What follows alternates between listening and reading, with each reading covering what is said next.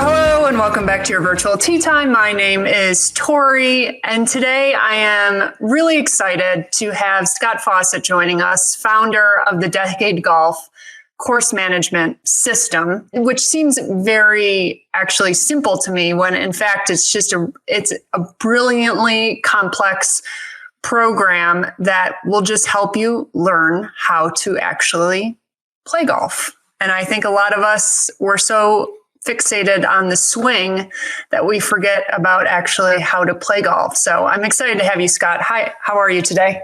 I'm good. Thank you. It's funny just jumping in right there because I'm definitely on team golf as a sport now. I don't think bowling's a sport. I think golf is a sport more than I'm 50. So when I was playing 30 plus years ago in high school, it wasn't really a sport. It definitely was the smaller guys wound up playing it. At this point, it is clearly an athletic endeavor, but it's also more like chess. And, it's the old Tiger thing. I'm playing chess, not checkers. It is so much more of a cerebral strategy game than people realize. And that's definitely what we'll get into, I'm assuming, for the vast majority of our talk, because you can use that. My little canned joke is golf is so hard that you have to play it correctly, which then actually makes it really simple. And hopefully that'll translate to the listeners. Yeah, no, I like that phrase. And I always think and I'm talking any event, whether it's just your club tournament, invitational, or your state tournaments, it appears to me, and again, whether it's gross or net, the same people are winning. Which could be wrong to say. I don't know. It just seems like the same people always win, the top 10%. And I always thought of it as they work harder on their game. They practice more. Do you think it's more of a mental shift that they take on to the golf course, whether you're winning the net event and you're, 20 handicap or, your scratch or plus golfer? You just at your club, you just have a wider range. So like on tour, everyone's within, let's say, 3-ish shots of each other. In my home course, I'm a +6. There's one other guy that's a +4, a couple of +2s. I mean, you're talking about a huge disparity in ability at that point. So yeah, in a gross deal, the same guy's going to win. But theoretically, once they even start flighting it into net, you still, I assume, since there's 30 net event divisions, there's 4 or 5, you're probably still going to have like a 5 or 6 shot window of people. And that's a big window. I mean, again, I'll say this a few times throughout the podcast, but with all due arrogance, I've got a buddy who hovers between 1 and +1. We've probably played 200 times. He's never beat me a single time. And so it's like, it seems like, well, he could beat you. Like, he's a scratch. How could he never beat you? Because I'm just that much better than him. And again, I'm saying that kind of as a joke. I used to play professionally, so hopefully I'm good at this game. But that's why people at a club level, and then you go to a state level, that 6-shot window now becomes 3 for the competitive ones. And then that just keeps on bunching in as you go up in levels. So it really is just more of the disparity of people competing against each other. But part of that is the mental side. I mean, again, Decade is, if you'd asked me 10 years ago, literally 10 years ago when I first created this and caddied for Zalatoris when he won the Texas A&M US Junior, I would have told you for the next 2 years, it's all the strategy, it's all the math. I'm so smart, go team math. And in hindsight now, I realize it's actually, I'm such an idiot. It has evolved into a diary of all the dumb stuff I used to do when I was playing professionally. So you don't have to do it. I mean, because that's, at the end of the day, it's like, it's why I work so well with playing professionals, because, dude, I know what you're thinking. I've thought it. I know exactly what the negative side. I didn't really catch the positive side too much, unfortunately, in my own head. But I know the negative side of what's going on in your head for sure. And that's what we're really trying to address. Absolutely. And I've gone through a lot of the program. And again, I do this podcast. I play competitively. I'm out there. Okay. Right? Right now I'm around a 3. I'm in a slump, Scott, but we don't need to get into that. Well, I just remembered in the Lou episode, he kept on referring to you as a 10 and you're like, hey, I can play, man. So no, that was you a little finally had awkward. to see your ego got in the way. You're like, damn it. Yeah, no, it totally got in the way. And trust me, that's another part of my game where the ego does get in the way. But anyways. No, I mean that in a positive way. Again, I'm in the mix. I'm a golf nerd, so I take in all the information. But even listening to the Decade Golf material, it is taking something that's complex and really making it simple. And a part of me was, when I first started listening to it, I was thinking, this is too much. This is too complicated for my listener. But then the more you get into it, it almost simplifies it. And it does almost give you a sense of calmness of like, oh, this is what I have to do out there. Like you actually have the I don't want to say answer. That seems too simplified, but you know what I mean? Like it is. I mean, again, I hate saying that, but it's the mental side and strategic side of the game is filled with like cliche and old folklore mystique, you know, and it just, gosh, watching the NCAA championships yesterday it was honestly painful for me. I've gotten in my share of arguments with announcers and everything before, and I try to bite my tongue, which I did about 1,000 times yesterday, because I'm like, literally almost every word coming out of their mouth is just anecdotal cliche. Here's what I did. Here's what did you like? And it's just not actually based in, again, mathematical fact of what's going on. And that's like we were talking before we got started. I went back and listened to the one podcast with Adam and the podcast with Lou just to get a feel for you and your show and everything. And even in there, I don't know what Adam's background is. You didn't really go into it too much, but it sounds like he's a golf pro math guy. And a lot of what he was saying, I'm not gonna poop on him too much, don't worry. But a lot of what he was saying is just like, no, that's not really how it works, because you like asked what's the stats to track, and one of his first answers was total feet of putt made. Adam, why is it important to count? Because this was a new stat for me that I started when you told me to start, is the amount of putting distance made. So for instance, if you have a 1 putt from 10 feet, then you just made 10 feet worth of putts. Yeah, exactly. So again, it's really quick and easy thing to calculate, because you got to walk to the hole to pick your ball out anyway. So walk it off. Mm-hmm. And after 3-4 rounds, you're going to get it. Just eyeball it. Yeah. And no, you don't need to be that specific, because frankly, nobody cares. This is for you. But you're going to get an idea of, hey, you know, when you're assessing, again, one of your competitors' rounds, and you're like, holy cow, it's easy to recall them, right? You walk through the round and you say, well, how did this chick beat me? Well, Jesus, she made that 30-footer on this hole, and then she made another 20-footer on this hole, and then she made another 15-footer on this one. You count them up, and like, well, she made 75, 80 feet of putts. That's a lot. Mm-hmm. That's a lot. Mm-hmm. It's really hard to get to 100. Nobody gets to 100 very often. Yeah. So anyway, we can talk about what's good and what's bad later, but it helps you to identify, hey, you know, maybe I had an off day, but at least I still made 35 feet. Well, think about that. You had 18 holes, 2 feet a hole. Yeah. That's 36 feet.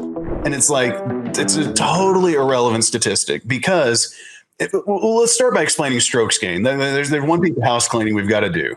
So strokes gained, rather than telling me total putts, like you had 30 putts. Well, did you hit 0 greens and chip it? Because that 30 putts might be terrible.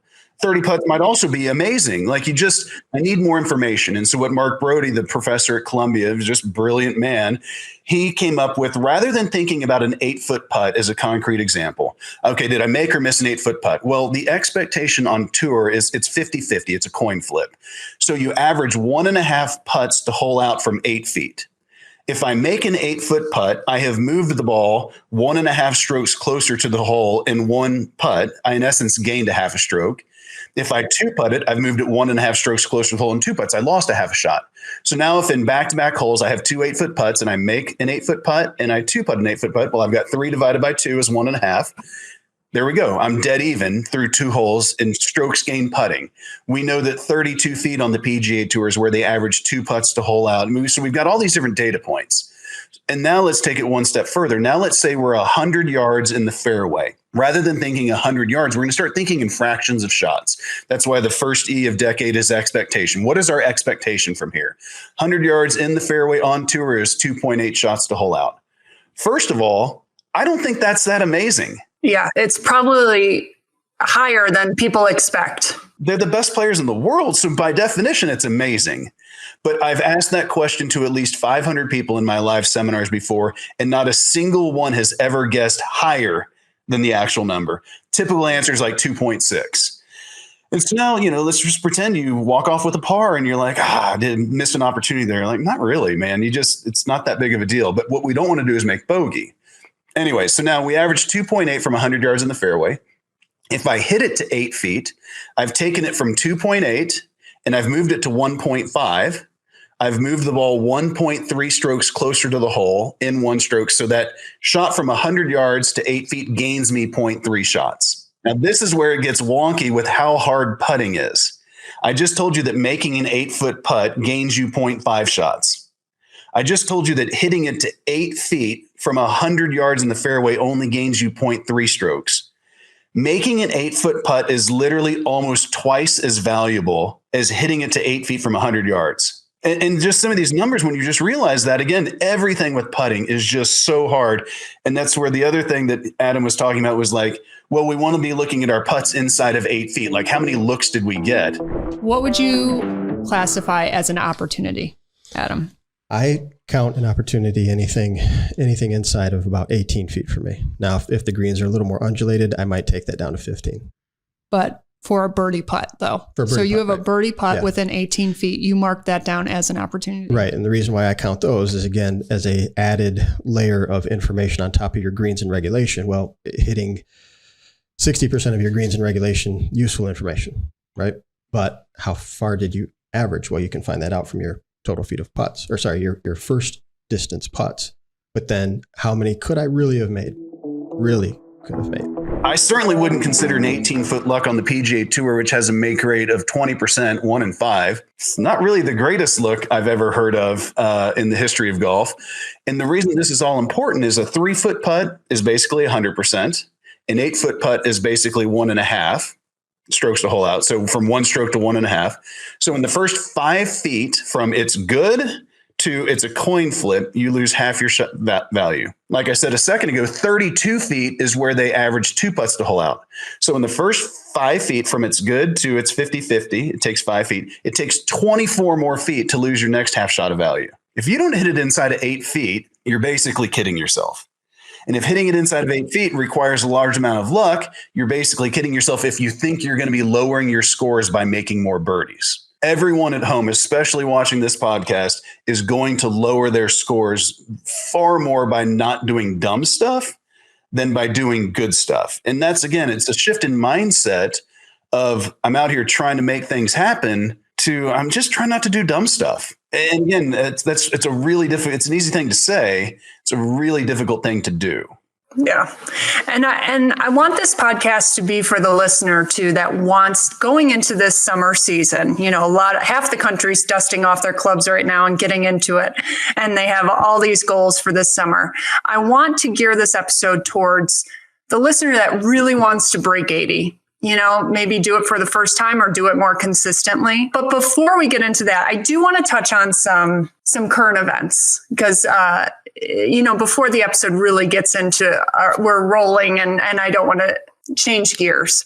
So right now we're recording this on May 30th. Lexi Thompson just announced her retirement from the LPGA. And I believe she's only 29 years old. So she is, which blew my mind. I literally went and checked that yesterday. I was like, wow. I would not have guessed that. Years. Yes. It's crazy that Lexi, to me, I would have guessed in her mid 30s just because we've been watching her for so long. So she's only 29 years old. She's still one of the best golfers out there, and she's choosing to hang it up. What are your thoughts on that? Life in professional golf is hard, man. I mean, I've wanted nothing out of basically my entire life. I've been trying to play professional golf. When I was doing it in my 20s, I'm just out there with my buddies, having fun, like playing mini tours. Like, it wasn't that bad. But as you get a little bit older, your friends are starting to get married. They're starting to have kids. You kind of realize, like, this is not that sexy. I mean, again, making a lot of money is fun, but if you're not really having any fun while you're doing it, that gets old really quick. And so I actually entered Q school in 2008 as a 35-year-old amateur. I got to where I was playing some pretty good golf, and I decided, you know what, screw it. I'm just going to kind of for fun enter. I got through all 4 stages, which I'm the oldest guy to do that by 13 years. Got some Korn Ferry status. And the very first trip that I went on that year was to Phoenix for the Monday qualifier. I've always just wanted to play that tournament, obviously, because it seems insane. And I'm sitting there on my first trip out. My wife is at home. She's now 4 months pregnant. I'm at PF Chang's in Scottsdale. And it's my first trip. And I'm like, what am I doing here? Like, what am I doing here? I do not want to be here at all. I'm like, this does not bode well for the rest of the season once the Korn Ferry Tour kicks in, if I can't even get through a single Monday qualifier. Because at some point, it's just like, I think that guys like Tiger, they're obviously wired completely weird. But like, once you've got more money than you can spend, most people are going to start playing professional golf, whether they admit it or not, because they think they can make it a lot of money and make a living doing it. Like, yeah, we like playing and competing, and that's why we're doing it. But making a bunch of money doesn't hurt either. And once you've ticked that box, I don't see how these people stay committed and motivated and out there. I mean, again, it takes a very strange person like a Tiger, and I'm the biggest Tiger fan on earth, so I'm not saying that in a negative way. It takes someone who's just wired differently. And Lexi, you know, she's made a ton of money. I'm sure she's with investments and endorsements. She's got more than she can spend in the rest of her life. And at some point, you're just looking at this like, I'm not happy. Not to bring up like her weakness of her putting. Like, she's clearly just got the yips. And again, Zalatoris, like, you can see this is the bib from when I caddied from when we went in the US Amateur or US Junior. Like, I love him like a son. But the guy's got a little case of the yips. And I've always said, like, the amount of guts it takes to show up knowing you could just whip a 1.5 foot putt at any given moment on TV in front of millions of people would not be a very fun way to go through life. And that's obviously been Lexi's Achilles heel throughout her career. And at some point you're like, not sure what I'm doing this for anymore. And I can't blame her. I mean, again, because she alluded to Grayson Murray in her comments.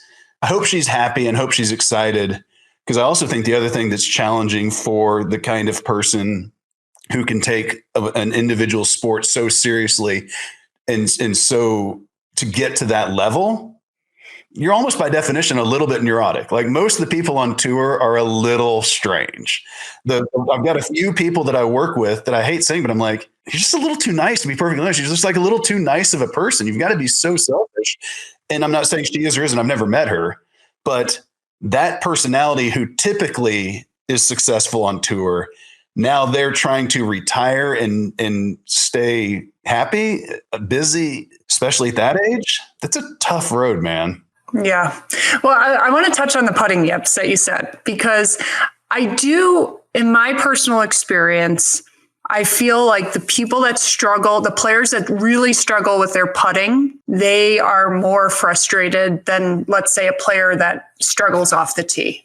You know, like, do you agree with that? Or do you, like, I just feel like the players that struggle with their putting, they get very, very frustrated. And I don't know if that's just a deep sense of fear. I'm not sure. What do you think about that? There's a reason one of the most iconic scenes in any golf movie ever is Adam Sandler yelling at his ball, "Why won't you just go to your home?" I mean, there's a reason that's a brilliant scene, is because it resonates with so many people.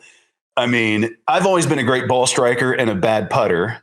So I'm all on board with what you just said. I don't know the flip side, because putting just seems so like, it's just right there. Like, why can't you go to your home? Like, again, specifically with the Zalatoris, if you think his putting's ugly with the arm lock, you should have seen it when he was a junior golfer, like with a short putter. Like, it was brutal to watch. And again, Will, in case you're listening, love you, buddy. But like, it was kind of stressful on the bag.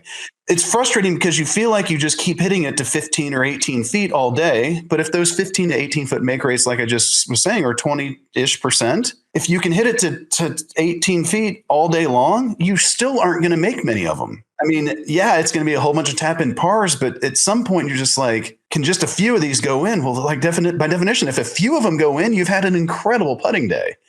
And so you're just tapping in a whole bunch. So yes, I do fully subscribe to what you're saying. I do think that struggling with putting is a challenge, but that's where one of my first videos is talking about putting is easy. once you understand how low make rates are, and once you understand that most people's start line is pretty darn good relative to their handicap. Like, sure, there's definitely some people with start line issues, but everybody's speed is terrible. And so once you start focusing in your practice, and this is exactly where your listeners are going to get better, is rather than wasting all this time like working on your stroke and working on, these 3 to 6 foot putts, like get really good at lagging from 20 to 40 feet. That is so simple. I mean, so like a person with a 79 handicap, 3 putts twice a round, their 3-putt avoidance is 10.86% in our app. Just 3 shots lower out of a 3-shot improvement from 79 to 76, 9/10 of that is by three putting less. Nearly 30% of your improvement from 79 to 76 is going to come from exclusively 3 putting less. And over a third of that is going to come from 2 chipping less. And we're not talking about amazing stuff to get better at. We're like, don't miss the green with chips, and let's get good at lagging from 20 to 40 feet. And again, speed control in putting is everything. There's a girl that I caddied for named Avery Swag. I caddied for her when she was 11 years old. She's amazing. She's going to go to Texas A&M, play golf starting next year. And I just had to watch her for like 10 minutes. And so what I'll have a player do is like just take a straight 5 or 6 foot putt and basically see, are they hitting the hole consistently? And at her level, she's going to be not necessarily making every 5 to 6 foot putt on a practice swing, but she's going to be hitting the hole every time. Now I take her to about an 8 foot putt that breaks about a cup. So now we've got a breaking putt. So theoretically, I just illustrated her start line's pretty good. And now we've got a slightly breaking putt where if you hit it too soft, it's going to start breaking sooner. If you hit it too hard, it's going to start breaking later. And now all of a sudden she can't hit the hole. And it's like that. I've already told you the break. So we've removed that from the equation. Your start line is at least decent. It's your speed control. And that is, it's kind of the problem that I've got is if the only tool I've got is a hammer. So I treat every problem in putting is speed control because I don't teach mechanics or anything. But telling someone their speed needs to be better is literally never bad advice. And so once you start understanding 2-putting from 20 to 30 feet is literally not that difficult. The inflection point, again, on PGA Tour, and I hope it's not coming off too statsy and numbersy. No, it's okay. I love numbers. It's 32 feet where they 2-putt on average on the PGA Tour. A scratch player is 27 feet. A 5 handicap is 22 feet. So like a 5 handicap, that's a good player. If you told them from 23 feet, which is about the width of this room, you should pick up for 2, no one would believe that. And then you take that on down to a 10 handicap and it's 17 feet. The idea of gaining strokes, in order to win a tournament, you gain strokes against your competition. In order to improve, you gain strokes against yourself. So if I tell you that every time that you're 22 feet, you average 2.1 putts to hole out, if you can just 2-putt from here, you've gained 0.1 shot against your expectation, which doesn't seem like much. But it's kind of like you have to annualize a stock market return to know if a 1-month investment's a good deal or not. You need to annualize that 0.1 shot you just gained to 18 holes. Doing what you just did there is technically the same thing as you being 1.8 shots better, because if you did that on all 18 holes, and all of a sudden you start looking at gaining these little, again, that's why I said we got to think in fractions of shots. It's where we start gaining these little fractions of shots everywhere. And that's, again, so much of this is more about not getting mental. Let's pretend you're let's call you a scratch. Now we'll go the other way from your scoring average is probably, you could expect to shoot anywhere between 70 and 80, I assume, on most days. What we're really trying to accomplish for you is not turning your 74 into a 76 or your 77 into an 80. The lower end of your scoring range is kind of all going to be the same for everyone, even for your listeners that might be shooting between 80 and 90. Your 80s, 81s, 82s are all kind of about the same, just solid golf.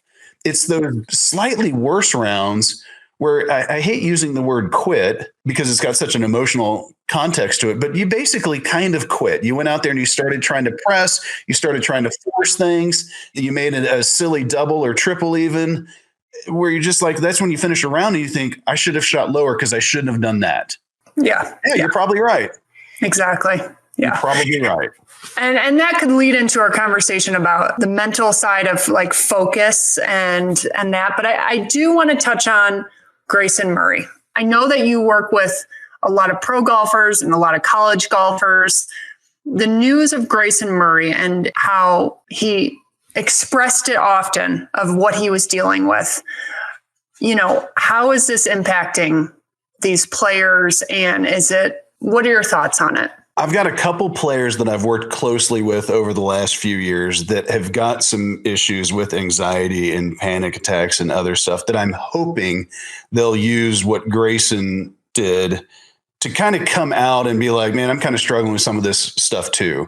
Just so that way other people that are watching realize, I mean, they're the best players in the world, but they're not Superman. This isn't easy. Get off their backs a little bit. Stop this stupid fantasy golf stuff in the comments, not just for them, but then bring that into your own life. I mean, obviously, Grayson passed away at his own hand. And what I've been trying to tell people on Instagram right now is I have a stepsister who passed away. She killed herself back in 2006. I have a stepbrother who killed himself in August of 2020. And I haven't actually ever even said this out loud, but their dad molested both of them. So it was a bad, bad scene for them growing up. Now, I've known these people since they were 8 and 10 years old. And I've seen what it takes to get from, we had a great time in our teenage years at home. But then when all the problems of life start stacking up and you don't really have that mental framework when you were younger to fall back on, bad things happen. And then beyond that, my sister was murdered by her son, who then killed his brother and himself. He was undercut in a basketball game, and they were treating concussion protocol because he had 2 massive concussions. And at the end of the day, I think he had a schizophrenic break. And that's what people who don't really understand, you can't even attempt to question what somebody who takes their own life, like what were they thinking that's selfish, the one that makes me just want to claw my eyes out. You can't even attempt to comprehend what those brains are going through. I personally have definitely dealt with some depression. I got lucky that I found a med for me, Wellbutrin, that helps me a ton. I can't describe, there was about a 1.5 year period while I was figuring it out, 2006, 7, right around the same time that my stepsister passed away, where it was just, dude, everything was dark. I was so nihilistic, so cynical, hated everyone, thought everyone was stupid. And it's like, looking back at it, like, I didn't know what I was doing. It was a pretty terrible 1.5 years until I finally got on the right med. And so it's a brain chemistry that most people, unless you've ever felt it, my daughter's definitely got some issues with depression, and I can see it in her sometimes. And what I've tried to explain to people is like, if you know, like when you've got adrenaline running through your veins, a depressive feeling is the exact same thing where you've got this you just feel it in your blood and in your veins, but it's just so negative, as opposed to adrenaline is like up and let's go. It is just beating you down. And again, I was nowhere near a point where somebody like Grayson was. I certainly wasn't trying to play golf on a worldwide stage, but here's a guy that's won on tour, made the cut in the Masters and PGA. Like, he's doing everything he wants to do. But at some point it's like, this is never going to end. Like, yeah. I could, everything I've ever wanted to do, I'm doing right now. And I still feel this way. Like, it's a pretty morbid way of thinking about it, but I pretty much probably agree with him, because I'm sure he was on meds. I'm sure he was trying to do everything he can. My stepbrother that killed himself was bipolar. And it's like, he had these 9-month loops where he would get to feeling good. And so he would be like, well, I don't need these meds anymore. I feel good. He'd go off of them, and then he'd start feeling bad. And then he'd have a total implosion over 2 months. He'd get hospitalized or whatever, go back on the meds. It was literally just this perfect 9-month cycle for like the last 4 or 5 years of his life. And finally, it's just like, wow, this is never going to end, because the meds do make them feel bad. So it's like, again, I hate saying I feel good for Grayson, but honestly, I do. Like, probably wasn't going to get any better. And if you can find some solace, I know it's hard for like his parents and everything, but again, I've got 3 suicides and a double murder suicide in my immediate family with people I grew up with for my entire life. And I feel nothing but, I don't want to say joy, but basically happiness for them that it's over. Like, it's not, and I'm not even a religious guy where it's like, at least they're in heaven. No, but I'll take the flip side of that. At least they're not in hell anymore. Yeah. Yeah. I mean, what would you say to some younger players that are golfers, that are feeling the loneliness, feeling the darkness, like because there's no team dynamic. There's no players around you. You are by yourself. What are some things that you would say to them to try and go in the right direction of getting help? Take some breaks, first of all. Like, I know that when I was playing bad, all I wanted to do was get to playing better. And it's funny to me sometimes on a range, if you can see somebody who's hitting the ball bad, they just start hitting balls faster and faster and faster because they just want to hit one solid. And they're just getting, dude, when that's happening, call it a day. I mean, literally and I did that actually. It's funny. I did that probably 2 or 3 weeks ago. I went out to hit some balls and I just hit it awful for like 10 minutes. And I'm like, I'm not doing this. Like, something's wrong in my body. Like, I'm not feeling it all. I'm going to just sit here and probably groove something terrible. And I'm not having any fun. But you've got to have someone you can talk to. And that someone, again, I am definitely on team medicate. There are some things that you're just not going to talk your way out of. And I think there's far too much of a stigma against like, oh, just everyone just goes on medicine. Our culture is so lazy. Like, they would have done that too back in the 1900s if they had access to it, or 1800s. Like, that's not a negative thing. And so making sure if there is a chemical imbalance in your brain that you get that addressed. More importantly than just having someone you talk to, and more importantly than that, recognizing nothing you're going to say is going to shock this person. It might be hard for you to admit out loud some of the thoughts you're having, but just going there and having a BS conversation with them is not the point. The point is going to be like, hey, here's some of the stuff I'm thinking. And I honestly think most people are smart enough that when you say it out loud to another person, like, I remember the first time when I went to a doctor, 18 years ago at this point, probably, I just kind of sat on the couch and just ranted for like an hour. And at the end of it, I was like, you didn't talk for 5 minutes of the hour, but I feel a lot better just because I can self-diagnose like, well, that's really not a very productive thing to think or a way to look at that situation. But again, you've kind of got to say it out loud to somebody else in order for it to really hold. Agreed.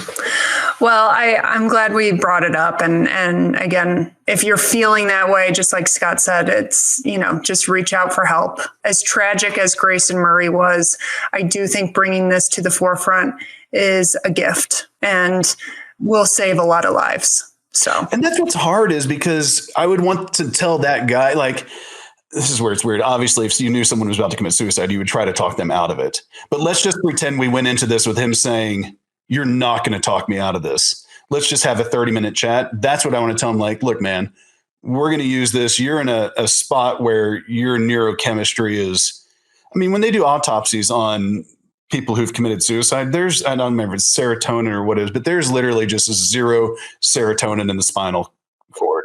Just none.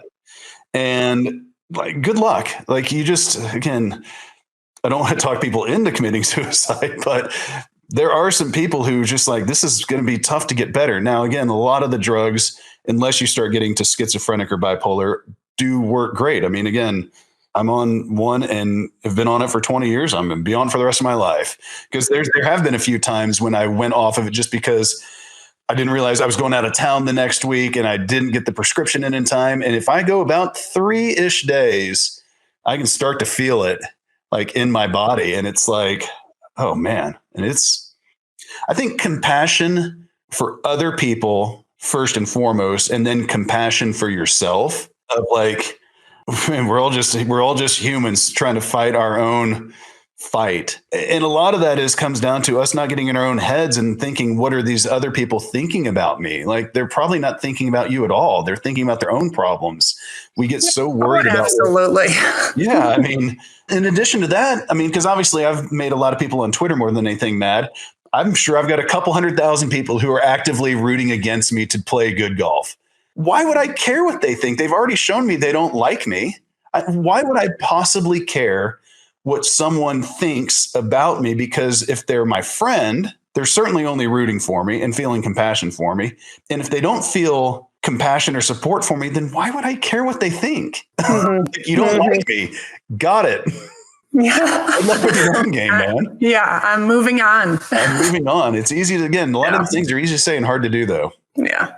And that's a whole other conversation too, of like, you're just talking about people in the peanut gallery, but also that could be on friendship level too, like people that, you have to move away from, where you thought, that's a whole nother conversation. Anyway. But you didn't even be able to do that. I mean, I quit my own country club because my buddies and I had gotten into a habit where when I first joined out there, I didn't like drinking when I played at all, because I was a professional golfer 2 years ago and I didn't like the way it felt. And then we would start getting a drink on like 16 when the cart girl, last time we saw her, and then it started at the turn. And the next thing you know, like everybody's drinking the entire round. And that was a huge reason I quit, because I'm like, I don't want to say it's peer pressure, but it's like, I don't want to do that anymore for the rest of my life. Like, that's not how I want to roll and go out. And so I literally did quit and literally basically left my 5 or 6 best friends to just move on, because I'm like, I can't tell them all to change, but I need to change this. Sometimes you got to do that. And sometimes you're better off for it. Mm-hmm. Okay. Back to, and that was important that we bring it up. I stand by that. Yeah. Okay. So back to the goal of breaking 80 for this summer, and maybe even just becoming more consistent with it. And I'm sure that everything we talk about can attain to any score barriers, but I want to keep the player in mind that's in the 80s right now. So where do you want to start? I know we already talked about strokes gained and we kind of went into putting. Where do you think that we should go next? Well, let's just do, I mean, again, try some basic math. If I say that we are averaging in the 80s, let's say that's, 10 or 12 over par. That means you're averaging about, 0.6 of a shot over par-ish per hole. A lot of what I don't think that I accidentally came upon with Decade is just how much expectation management and having realistic expectations has to do with not imploding and just having more fun in general. And so again, a lot of this comes back to thinking in fractions of shots. So rather than thinking of birdies, pars, bogeys, and doubles, again, so much of this, we want to think in fractions of shots against your handicap. So yeah, if you're 0.6 of a shot over par on 18 holes, you're averaging 10.8 over par. So you're in the low 80s. That means that on the par fives, you're probably averaging like 0.4, 0.3 over par. So 5.3 or 5.4. On the par fours, you're averaging probably like 4.7 or 8. And the par threes is probably in the same vicinity. So again, every time you make a par, you're gaining like 0.8 on a par four. You're gaining like 0.8 of a shot. You did something really well to make a par on any hole. And a bogey it only costs you like 0.2 shots. It doesn't cost you a full shot. It only costs you 0.2 of a shot. But this is where the math starts getting interesting and from a mindset standpoint, because you hit it in the trees or you're off the green and you chip it to 18 feet and you're like, I don't want to make a bogey here. I really want to make this par putt. And you jam it 5 feet by and you miss it coming back. Now you've walked off with a double. Just like we can only gain shots and lose shots fractionally rather than in full shots against par. So now if I turned what could have been a pretty easy bogey on a hole with a scoring average of 4.8, I would have lost 0.2 shots. And now I tried something dumb and I lost 1.2 shots. Making a double is not just twice as bad as making a bogey. Like, well, a double lost me 2 and a bogey lost me 1 to par. But actually, a double bogey lost me 1.2 against my expectation versus 0.2. Making a double, it's fuzzy-ish math, but the idea stands, is actually 6 times worse on that hole than making a bogey was, because we can only lose these things fractionally. We're also only going to gain them. When I make a par, I only gain back 0.8 of those 1.2, as opposed to gaining back 0.8 against 0.2. Now I'm plus 0.6. If I make a par and a bogey versus a par and a double. It's just monumental how not compounding mistakes, there's a bunch of old sayings. If you find yourself in a hole, stop digging. Like, there's just so many times where you're like, this would not be a very difficult bogey to make here. Just do that. And again, this is where, like you said before I started my rant, it is all relative to your ability. I mean, it's a pretty smooth ratio for someone shooting 70, 80, or 90. We've all got, it's easy for the 90 player to not make a triple on this hole, or the 80 player to not make a double, or the 7 player to not make a bogey maybe. Again, everything that have now started focusing on are the things that make you feel like you should have shot lower every time you play. And this is the main stat we track in the Foundations version of the Decade app, is what we call the Tiger 5. I had a number of caddies and players tell me about these 5 things that Tiger tracked while he was playing professionally, in his 20s, and there were how many bogeys on par fives, how many doubles, how many three putts. He tracked bogey with 9-iron or less. For guys, I say track bogey inside 150, and for girls, 120, 130 ish. And then he tracked blown easy saves, which is kind of subjective to his opinion. So we tracked 2 chips. If when you finish a round of golf and you think you should have shot lower and it's not one of those 5 things, you're kidding yourself. Tiger was not out there thinking, I should have made par with that 4-iron. Like, he knows bogeys are going to happen with a 4-iron. But if he made bogey inside 150, but again, importantly, it's not no 3 putts. It's not too many 3 putts. It's not no bogeys inside 150. Again, this all gets back to the expectation. Tiger was trying to have 1.5 of those events per round, 6 per tournament, and he thought he'd win if he did that. And we've actually backed into the math. The actual number is 6.2. Like, if you can keep those to 6.2 or less, on average, you'll win on tour, on the PGA Tour. Those numbers for your 80 shooter might be 10. And so when you do one of them, damn it, there's another 3 putt. Nope, there's one of my 10. Now if we're on 16 and we're through our 10, this probably isn't a great round, but it's kind of a barometer of you tracking and knowing, like, that was okay. That was okay. That wasn't bad. Now I'm in a spot where, okay, I'm out of those. Well, let's don't start trying to, again, all of this is, let's don't start trying to force it to get it back. One of my favorite sayings, I cannot believe I didn't screenshot this from Facebook. A college coach said that he had a player that turned it 3 over and yelled at him across the putting green, "Don't worry, coach, I'm going to get a few back." And he just yelled at him, stop giving him away. And it's so funny how, like, if you've got a 72 average for ease of math and you turn at 39, your average for that day is no longer 72. It's now 75. You can expect 36 on both sides. Don't turn the 75 into a 77. Utopian view is don't even worry about what your score is. Like, that's the goal, because it's levels. Yes, it's irrelevant information at best. I mean, I really do actually finish a lot of my rounds these days, and I don't exactly know where I stand to par, which is years and years of training, but you're just obsessing and wasting so much mental energy over something that it just doesn't matter. Again, at best, it's not destructive, and at worst, it makes you completely implode, because, again, you're going to think, I'm a scratch. Why the heck am I 4 over right now? I got to get this back to even. Yeah.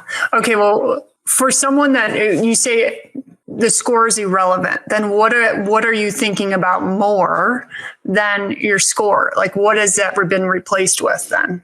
I used to think that when people, psychologists and everything, say you've got to remain present, that was just like psycho mumbo jumbo. Like, what the hell does that mean? Like, literally, what does that mean? Stay present? Like, I don't have a clue what that means. Are we in a cave in India meditating?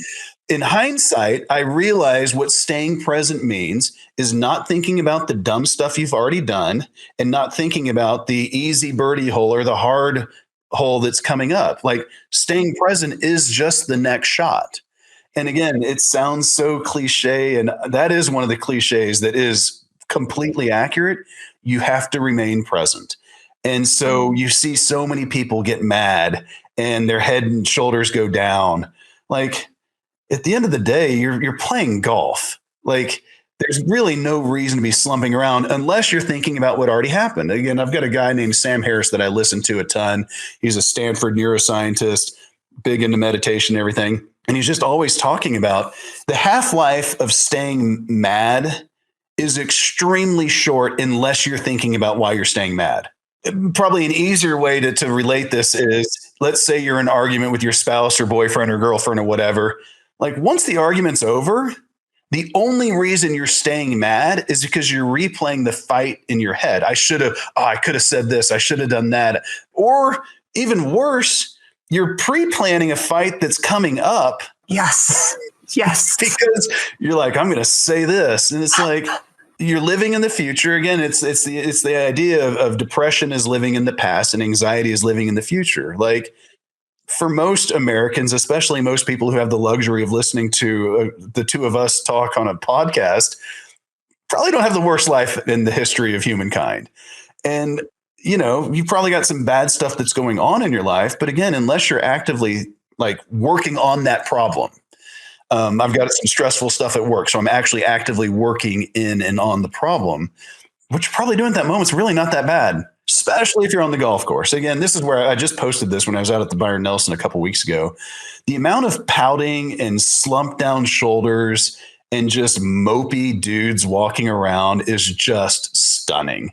I mean, wait, at the Byron Nelson or at the NCAAs? Okay, Byron Nelson. On the PGA Tour. I mean, everyone out there just looked miserable. I mean, and I'm literally not exaggerating. Everybody. Wait, are you talking about the players or just the crowd?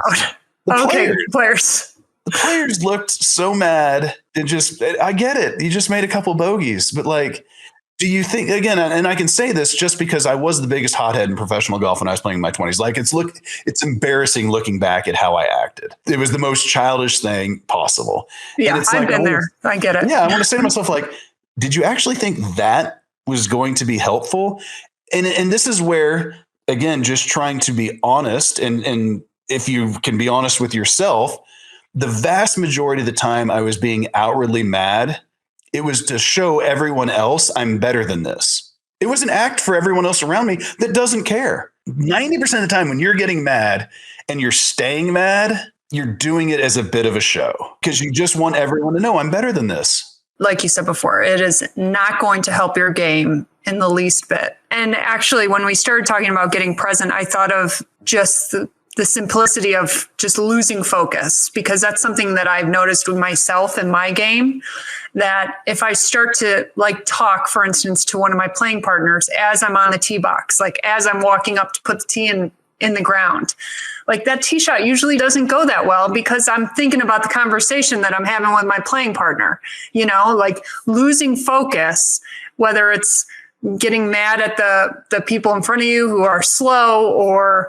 the playing partner that just told you to back up because you were in their way. Like it is a thing. It does affect the game. We have a stat we track in the elite version of the Decade app, which again, I agree for most of your listeners shooting in the 80s, it's overkill. The Foundations version where we track the Tiger 5, strokes gained putting, penalty rates off the tee. Like that's the basic stats. It's the, I can do 80% of the work from 20% of the effort, whatever, the Pareto analogy, I think.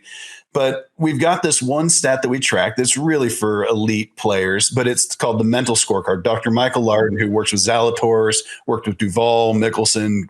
I've worked with him for 15 years.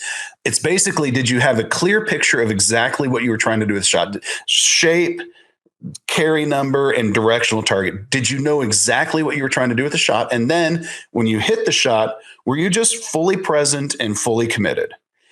And so when we track that, myself, Maverick McNeely, Doc Redman, a few like tour players that like I trust, it's hard to grade that objectively. It's so easy to miss a 5-foot putt and be like, I wasn't totally committed to my line there. You have to totally, because also if you happen to make it, but you weren't really committed, you've got to grade that negatively.